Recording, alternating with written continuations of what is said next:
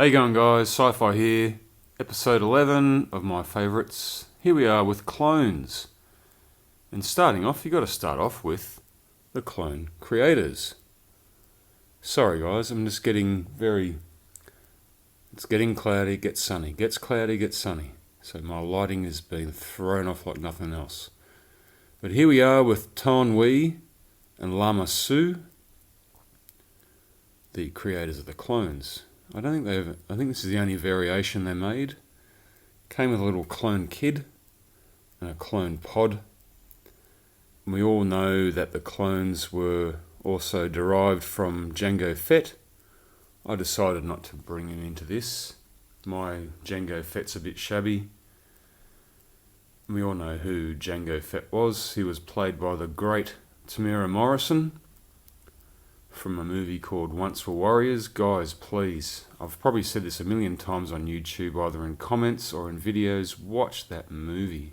If you haven't seen it, check it out. Also, I believe it's the one here to the right, is played by another character from Once Were Warriors, Rena Owen. She is Ton Wei. And then you have the little New Zealand kid as well, Kiwi actor. This is the only Phase 1 figure I'm going to use. I'll move them away while I talk. Basically, the Phase 1 clones were all similar. I'm using this one because it was a pretty hard figure to find. It's basically just a clone. You could put all his gear together. That's what they look like. When I first saw them in the store, before Attack of the Clones came in, I went, aha, this is where Stormtrooper Origins came from.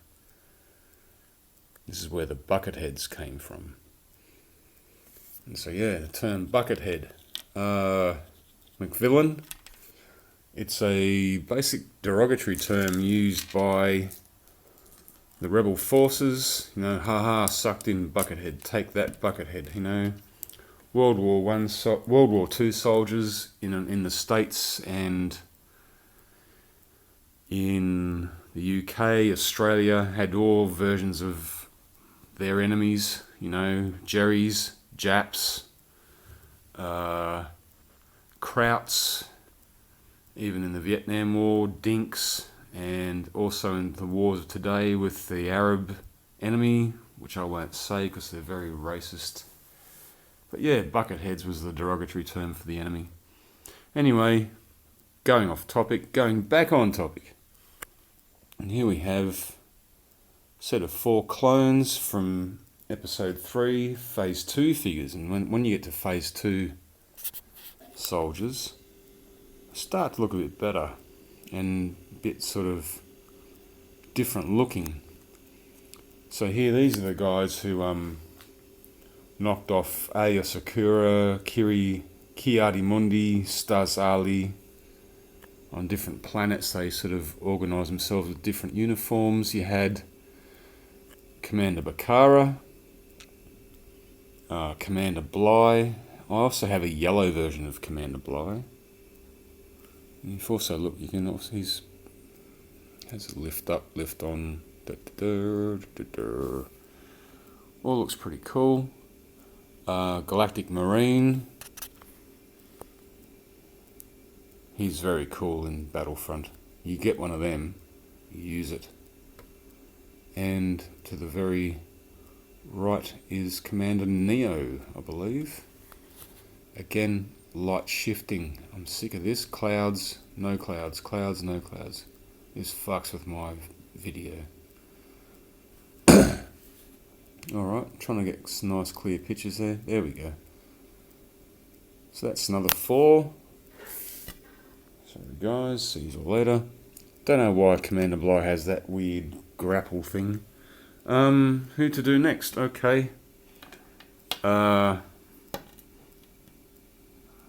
Shock Troopers. Okay, got 2 here. Reason being, if they're going to focus, one of them is real, one of them is not. pretty obvious, but after Revenge of the Sith came out and Darth Sidious mentions Commander Kargi, get my shuttle, or whatever. He's talking to one of these guys. Never in the figures are they mentioned as Commander Kargi, they're just mentioned as a shock trooper. There we go. So the one there to your left is the real, the one there to your right I painted up myself. It's pretty obvious. Still, you know, it's got a basic Phase 2 clone trooper. Painted it up. It's not bad. It's those two from Revenge of the Sith, and more, of course, from Revenge of the Sith. Oh, these fuckers are not going to stand up. I knew it. I knew it. Asshole. Maybe this guy will. Sorry, just putting them all together. Couldn't fit them all on the table all at once. And he will not stand up. You're a friggin' retard. Yes, you are. Okay, I'll hold him. The Utapau troops. Commander Cody. Commander Cody, Order 66. One of the airborne troopers. I hope to get some good footage of him. This bastard will not stand up. Seriously. Oh, well, fuck you. Anyways, so yeah, more Utapau troops. You've probably all got one of Commander Cody anyway. This one, the airborne trooper. You don't see him very often in the show. You've seen him very briefly in episode 3. Great detail. He's got a little bag on him. He's got a little skirt thingy on him as well. Looks pretty cool. And of course, I like him. He's one of my favourites. Of course, Utapau Shadow Trooper, which I really didn't see in the film. Come on. He probably wasn't there because he was kept in the dark. But yeah, that's the Utapau Shadow Trooper. He's pretty cool. Another one you don't see very often, but he's around. You've probably all got him as well, I don't know. He's one of the fire safety pilots, which are seen very briefly at the beginning of episode 3. These guys are basically clones that have been injured or, you know, they've outlived their life cycle, so they're not prepared for battle. They throw them into other forms of work. In this case, these guys put out fires. It's not the way we all work in human society, but anyway. And the last but not least, the Kashyyyk troopers and General Gree. These guys are my favourite. Some of my favourites, of course. Like all of my figures, I've mentioned that before. Come on, there we go.